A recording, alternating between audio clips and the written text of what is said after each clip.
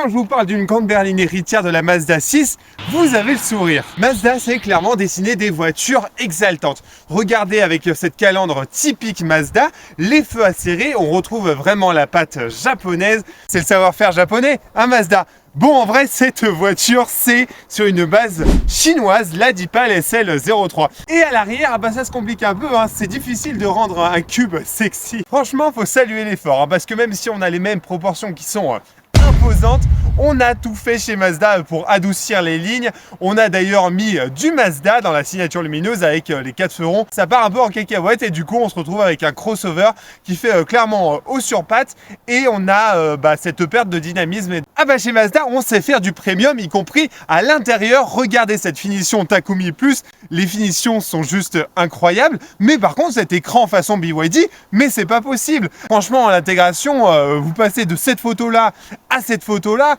Ah bah ça fait... c'est dommage quoi. Ah bah chez Mazda, déjà qu'on y va à reculons au tout électrique, autant minimiser les coûts en cas de flop, le Mazda MX-30, et du coup logiquement on hérite, ou presque, des motorisations de la Deepal SL03.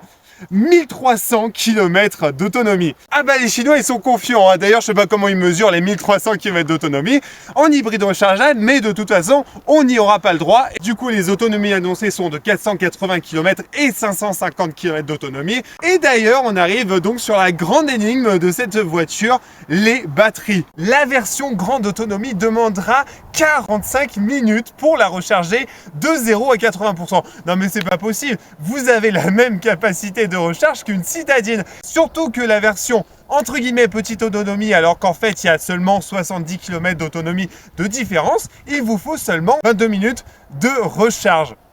Pourquoi? Et qui dit grande voiture dit grand coffre? Eh bien je sais pas, parce qu'en fait on parle de 330 litres de coffre et du coup ça me semble très bizarre, surtout qu'on aurait seulement 30 litres de plus qu'une Clio. Et même si on a un Frunk de 70 litres, c'est pas ça qui va sauver cette capacité. J'imagine et j'espère qu'on a au minimum 400 voire 500 litres vu la taille de la voiture. Bon, à mon avis, on sera loin des 20 000 € demandés en Chine. Il faudra, à mon avis, compter au minimum 40 000 €. Bon, Mazda, ça se voit que vous n'êtes pas très chaud pour l'électrique. Vous arrivez clairement en retard. Et je pense pas que ça soit le design, du coup, qui va sauver les faibles performances de cette Mazda. Qu'est-ce que vous en pensez de cette Mazda 6e?